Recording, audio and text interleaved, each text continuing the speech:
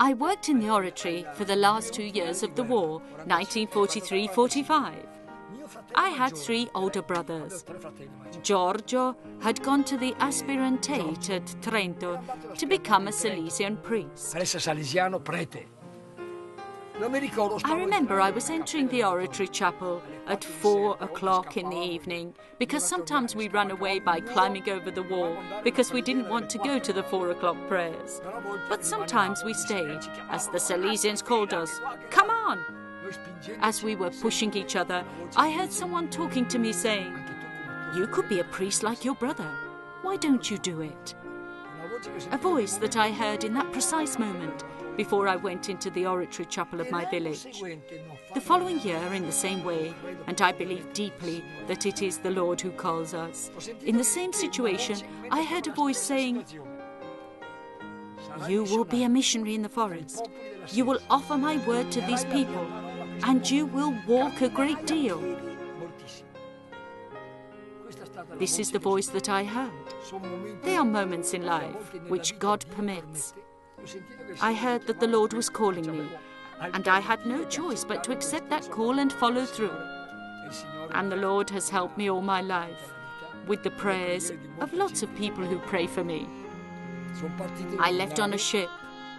We were 7 Salesians, 2 priests, 4 at the service of the altar, and 1 helper. I arrived in Ecuador. I learnt a bit of Spanish, but my biggest hope was to work with the forest people, and the peoples I knew at the time were the Kivari, today called the Shwa, a warrior people who are very strong. I remember a Salesian said to me, he was from Piedmont, from San Damiano d'Asti, Giovanni Migliasso, "I'll give you a bit of advice. As soon as you get there, learn their language. Dedicate yourself to their mother tongue." I did, and I've never regretted it. I received a grace from Mary. I was leaving the mission of Bomboiza, Gualaquisa, leaving towards the Andes to go to Cuenca. I remember it was the middle of the night, and I didn't know my horse was blind.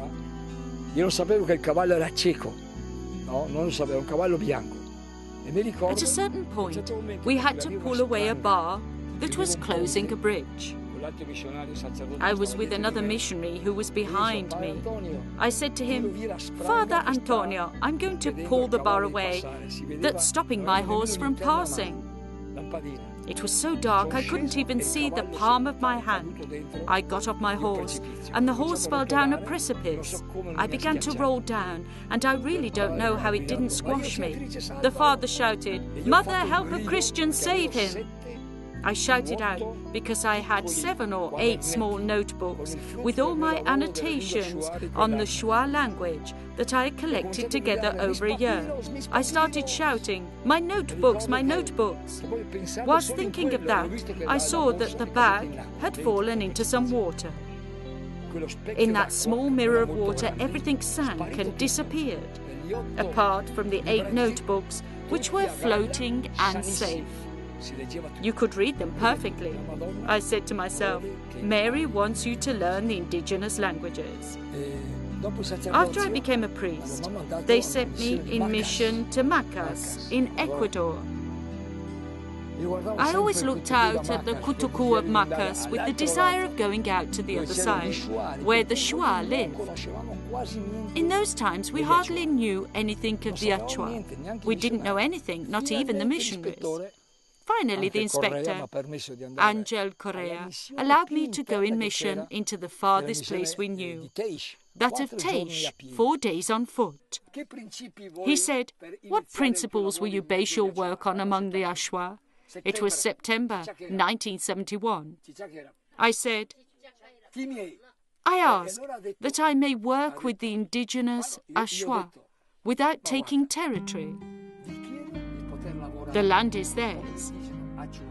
I will live there as a guest in a community which has already invited me, called Vicim." Una comunità che mi sta già invitando, che si chiama Vicim. I don't ask for help from the Apostolic Vicariate because I believe in the Gospel, which says that he who works for the kingdom of God will have all that is necessary in this life.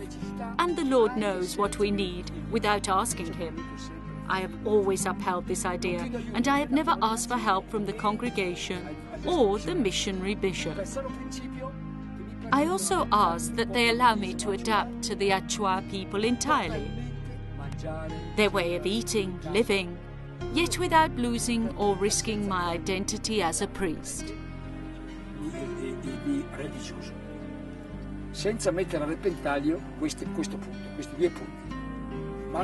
They gave me permission to do so, and I'm still doing it. My Peruvian experience was hard.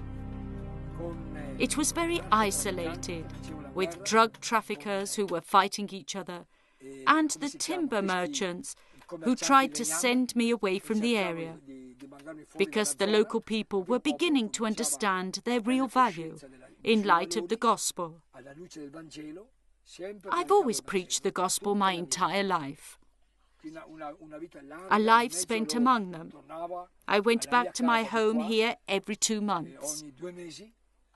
I carried out a brief journey towards the south of 20 to 25 days. And so my life has passed between time spent here and the frontier villages. From time to time, I visited the Salesians in Ecuador, because I really love my confreres. I never burnt any bridges. A missionary is someone who never belongs to the indigenous culture where he lives. What really keeps him going, right to the end, is the gospel and faith. All the rest is secondary. It is God who makes the work fertile, and it is the Lord who calls you to service. But the missionary vocation is an extraordinary gift that the Lord offers and should never die within the church. The essential thing is, despite men, women, young people and not so young people, is the gospel. I have always believed that right to the very end.